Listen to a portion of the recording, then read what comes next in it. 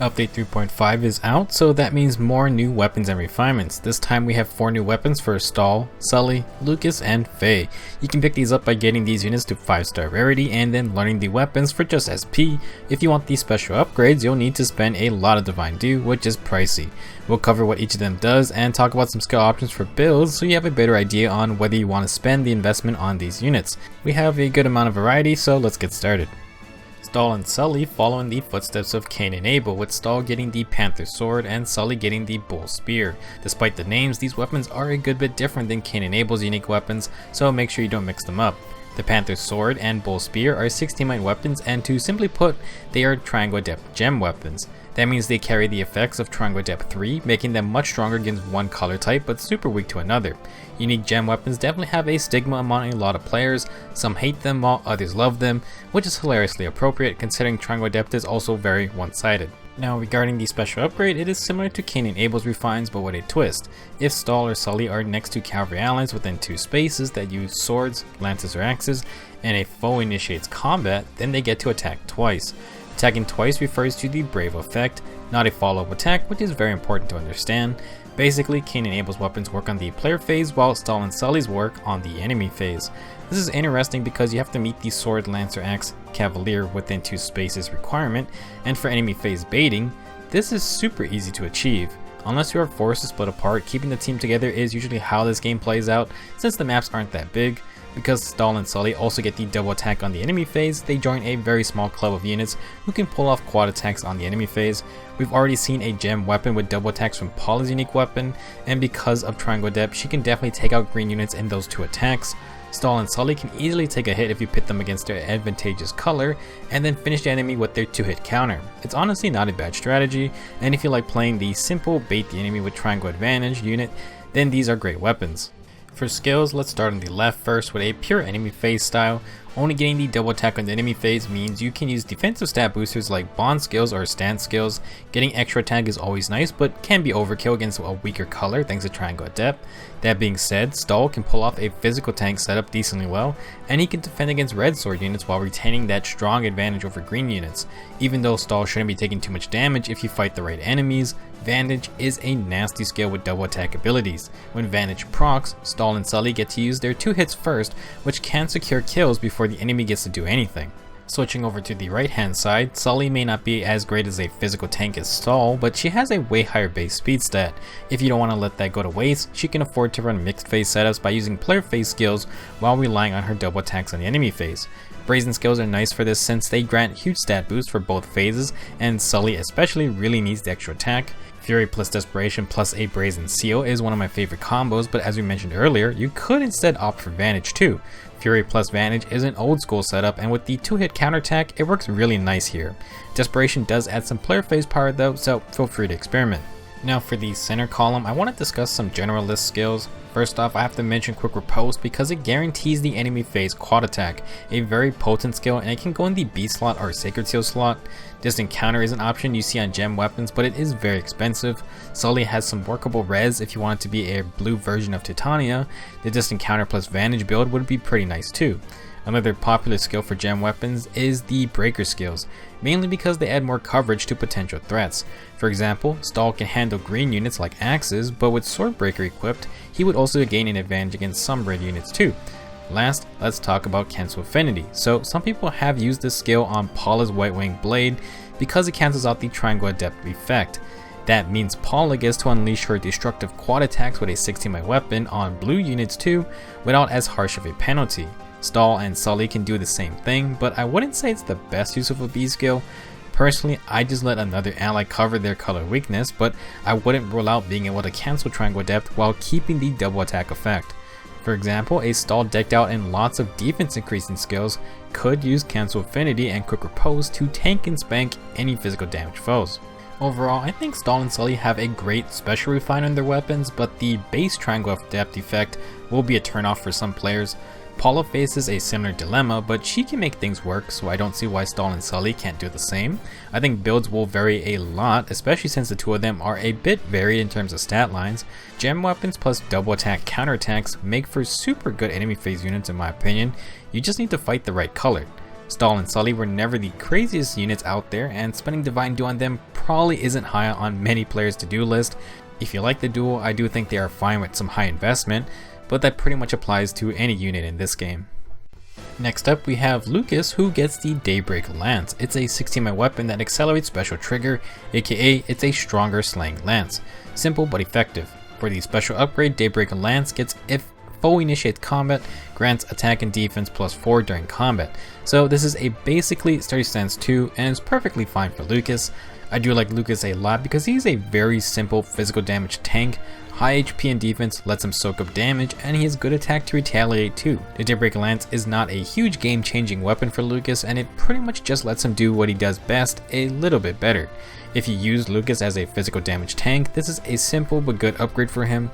He does have some popular mixed defense builds thanks to Berkut's Lance, and if you want to stick with that, then by all means that's okay too. Daybreak Lance will not be competing for any of those type of builds. The best part about simple weapon upgrades is that you don't have to change much from earlier builds. If it ain't broke, don't fix it. If you haven't built up a Lukas, I do encourage it since he is now a 3 to 4 star unit. He is a hilarious physical damage tank that really just needs quick riposte if you're looking for kill power. For basically any builds, Lukas loves more defense and he can stack it to incredible heights these days. If you have an extra Brave Ike, Steady Breath is a fun A skill because with the accelerated special trigger from Daybreak Lance, Lukas puts Bonfire on a 2-turn cooldown.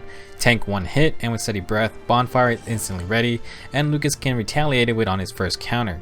Add Quick Riposte, and if Lukas gets doubled, he charges up another Bonfire.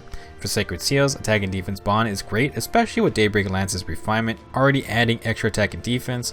With this build, Bonfire is doing 25 damage, and Lukas has a lot of base attack on top of that.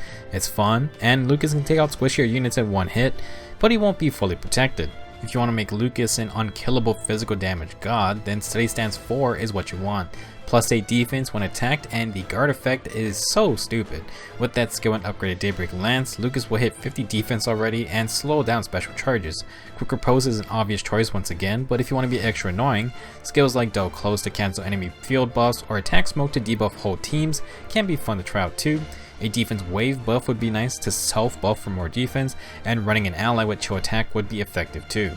Overall, Daybreak Lance allows Lukas to continue being a physical damage god, and there's really nothing wrong with that. It's a very one-dimensional type of playstyle, but boy does it put in a lot of work when you only face physical damage threats. He's the type of unit that can wall off whole teams, and that's why it's important to have both physical and magical damage on a team. Lukas still retains that innate weakness to any kind of mage with his low speed and res stats, and Daybreak Lance isn't going to fix that. If you want, Berkut's Lance can help patch that up, but if you go with Daybreak Lance, I think you might as well just all in on the physical damage aspect. It's a decent weapon and refinement, nothing too special, but it's absolutely effective. Last but not least, we have Faye, who I believe got the most exciting new weapon this time. The Bow of Devotion is a 14-weight bow with the usual effective against Flyer's ability. If a foe initiates combat and uses a bow, dagger, tome, or staff weapon, then Faye gets +4 to all stats during combat. Oh man, so the Bow of Devotion is completely new and is most similar to a guard bow in that it only works against ranged foes and when they attack Faye first. It trades 2 less defense and res for +4 attack and speed, which I think is worthwhile, mainly because of the refinement on the weapon. Most players know that Faye is a very odd archer. She has the Fire Sweep bow by default, but is pretty slow, which makes it a very odd pairing. Faye was a prime candidate for the guard bow when it became available because of her decent defense and res stats, and this Bow of Devotion is a take on that kind of weapon. The +4 speed may seem useless, but with a speed boon, merges, dragon flowers, and summoner support these days, it is possible to take advantage of. That being said, Faye will mostly just love the extra attack, defense, and res. Where the Bow of Devotion gets exciting is with its refinement. If Faye has 50% or more HP and the foe initiates combat, she gets to make a guaranteed follow-up attack. This is a stronger quick riposte effect, and having this on her weapon makes her build options so good. Guard bow Faye would use quick riposte to get doubles since she is super slow, and this still applies to the Bow of Devotion.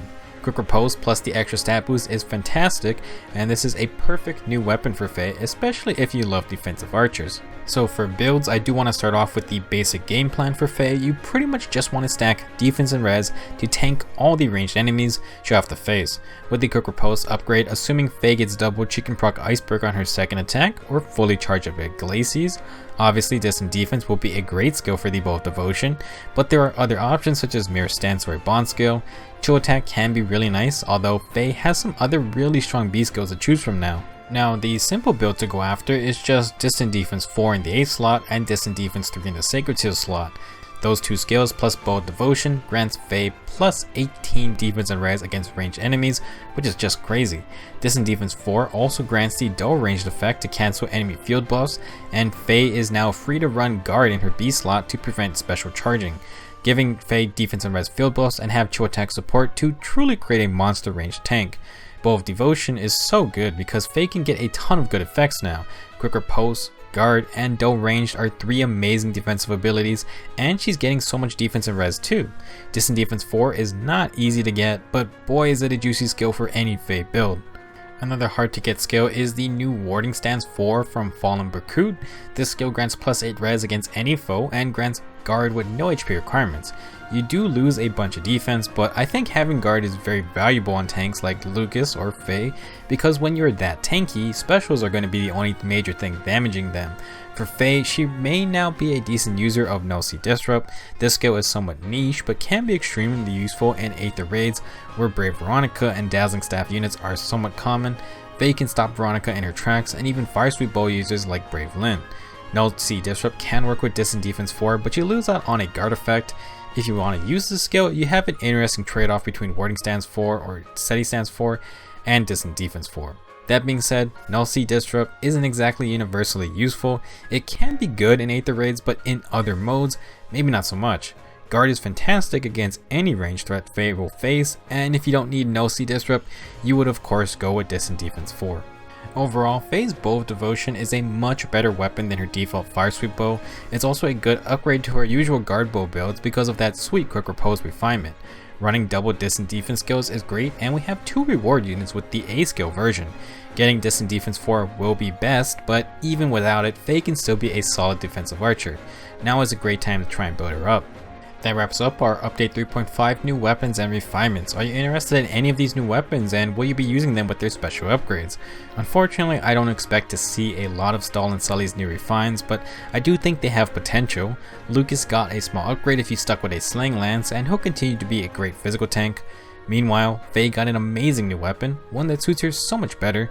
I have a Faye myself, and I'm definitely interested in trying out the Bow of Devotion. If you can get your hands on some rarer skills, she can run some interesting setups other archers won't be able to copy. Thanks for watching, and I'll see you soon to talk about the second Fallen Heroes banner.